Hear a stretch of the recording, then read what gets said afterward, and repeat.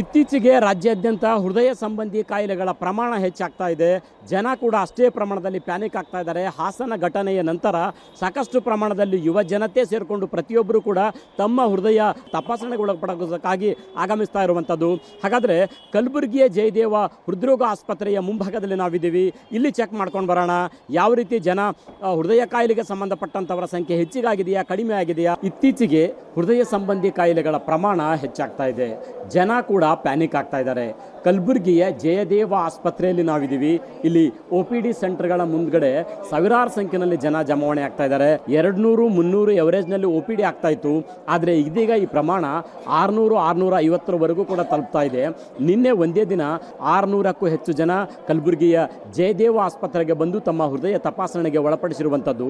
ಹಾಸನದಲ್ಲಿ ಹೃದಯ ಕಾಯಿಲೆಗೆ ಸಂಬಂಧಪಟ್ಟಂತೆ 10 ಜನ ಸಾವಿಗೀಡಾದ ನಂತರ ನಿರಂತರವಾಗಿ, ಅದರಲ್ಲೂ ವಿಶೇಷವಾಗಿ ಯುವಕರು ಸಾವಿಗೀಡಾದ ನಂತರ ಯುವ ಜನತೆ ಪ್ಯಾನಿಕ್ ಆಗ್ತಾ ಇರುವಂಥದ್ದು. ಕಲಬುರಗಿನಲ್ಲೂ ಕೂಡ ಸಾಕಷ್ಟು ಯುವ ಜನತೆ ಮತ್ತು ಹೃದಯ ಸಂಬಂಧಿ ಕಾಯಿಲೆಗಳು ಇರುವಂಥವರು, ಆ ಬಗ್ಗೆ ಆತಂಕ ಇರುವಂಥವರು ಕಲಬುರಗಿಯ ಜಯದೇವ ಆಸ್ಪತ್ರೆಗೂ ಕೂಡ ಬರ್ತಾ ಇದ್ದಾರೆ. ಕಲಬುರಗಿನಲ್ಲಿ ಸಾಕಷ್ಟು ಹೃದಯ ಸಂಬಂಧಿ ಕಾಯಿಲೆಗಳ ತಪಾಸಣೆಯ ಆಸ್ಪತ್ರೆಗಳು, ಚಿಕಿತ್ಸೆಯ ಆಸ್ಪತ್ರೆಗಳು ಕೂಡ ಇರುವಂಥದ್ದು. ಖಾಸಗಿ ಆಸ್ಪತ್ರೆಗಳಿಗೂ ಕೂಡ ಅಷ್ಟೇ ಪ್ರಮಾಣದಲ್ಲಿ ಹೋಗ್ತಾ ಇದ್ದಾರೆ. ಜಯದೇವ ಆಸ್ಪತ್ರೆಯಲ್ಲಂತೂ ನೂರಾರು ಸಂಖ್ಯೆಯಲ್ಲಿ ಜನ ಬರ್ತಾ ಇದ್ದಾರೆ.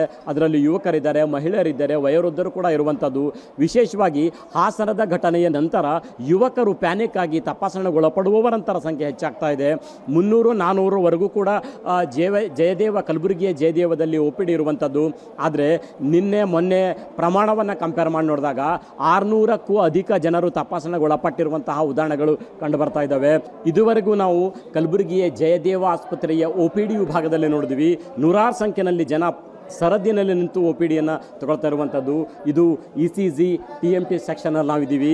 ನೋಡ್ಬೋದು, ನಮ್ಮ ಕ್ಯಾಮ್ರಾ ಪರ್ಸನ್ ತಮಗೆ ತೋರಿಸ್ತಾ ಇದ್ದಾರೆ. ECG ಕೊಠಡಿ 1 ನೋಡ್ತಾ ಇದ್ದೀವಿ. ಇಲ್ಲಿ ECG 2 ವಿಭಾಗಗಳಿರುವಂಥದ್ದು, TMT 2 ವಿಭಾಗಗಳಿರುವಂಥದ್ದು.